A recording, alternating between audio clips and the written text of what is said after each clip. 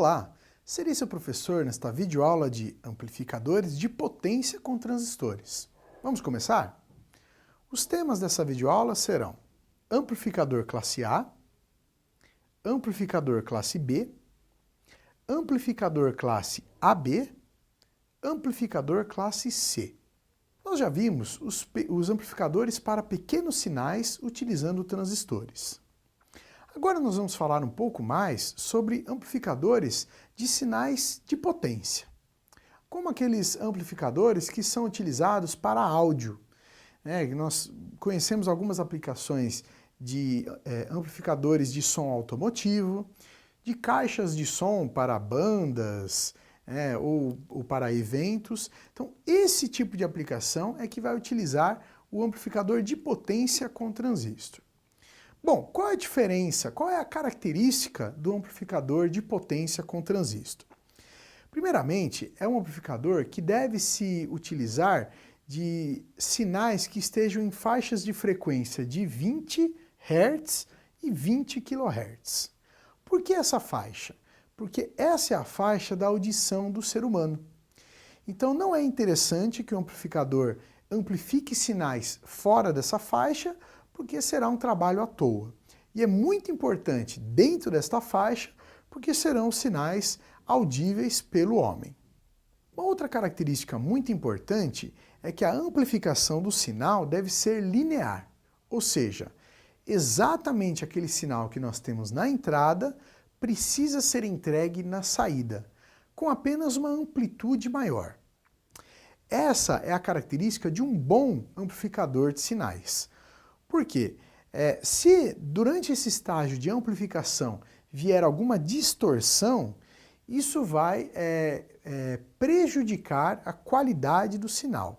Então é quando nós temos um amplificador de baixa qualidade e que não consegue ter um sinal fidedigno na saída em relação à entrada. Ou seja, imagine que você tem uma música gravada num DVD, por exemplo, e ao reproduzir essa música, ela fique com uma má qualidade. Isso significa que o seu amplificador está com distorção, ou seja, ele não consegue amplificar de maneira linear o sinal de entrada no sinal de saída. Bom, agora vamos ver tecnicamente como construir um amplificador de sinais de potência com transistores. Nós temos várias classificações e nós vamos começar com o amplificador de classe A, que é um amplificador muito simples de ser montado, porque ele utiliza apenas um transistor. Então, com apenas um transistor, nós conseguimos já montar um amplificador de potência. Esse é um amplificador classe A. Percebam que a configuração dele é um amplificador de emissor comum.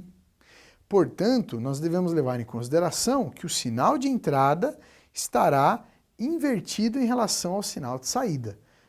Vejam que o sinal de saída ele está com o semiciclo, o primeiro semiciclo é negativo, e o sinal de entrada, o primeiro semiciclo é o positivo. Então, para corrigir isso, nós vamos utilizar o amplificador classe B. O amplificador classe B, ele agora é dotado de dois transistores.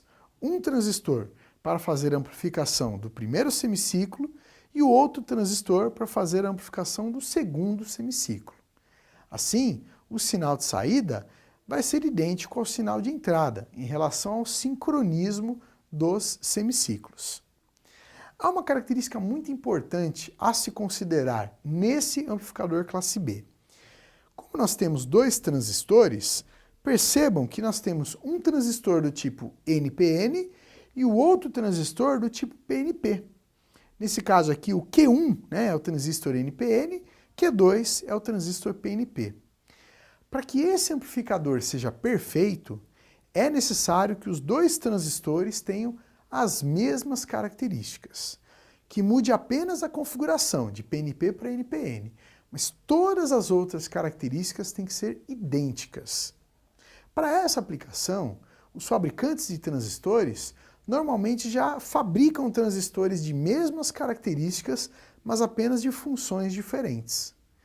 Esses transistores são os que nós chamamos de pares complementares, ou seja, eles são espelhados. Tem todas as características, mas apenas a função elétrica que se difere. E então nós temos um amplificador classe AB. O amplificador classe AB, para resolver esse problema dos pares complementares, ele traz 4 transistores. Então perceba que nós temos 4 transistores NPN sendo trabalhados aqui nesse esquemático, considerando diversos fatores, como por exemplo, uma compensação térmica, e gerando um sinal de saída muito fidedigno em relação ao sinal de entrada, mas ainda assim é um sinal invertido. No circuito anterior, no circuito do amplificador de classe B, nós utilizamos já um transformador para poder sincronizar os semiciclos. Então é o que nós chamamos de transformador de driver de saída.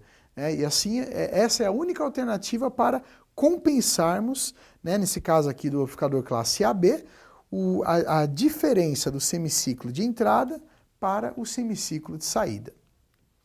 E então nós temos o amplificador classe C. Talvez seja o amplificador mais simples de ser montado, ou pelo menos o que tenha menos quantidade de componentes eletrônicos. Voltamos para uma aplicação de apenas um transistor, mas agora nós dotamos esse amplificador de outros componentes, como por exemplo, um capacitor e um indutor. E esse capacitor e indutor é que serão responsáveis por alguns estágios de amplificação, que complementam a amplificação realizada pelo único transistor do circuito. Nós separamos um link para você conhecer mais sobre o assunto desta videoaula. Não deixe de acessá-lo em seu ambiente virtual.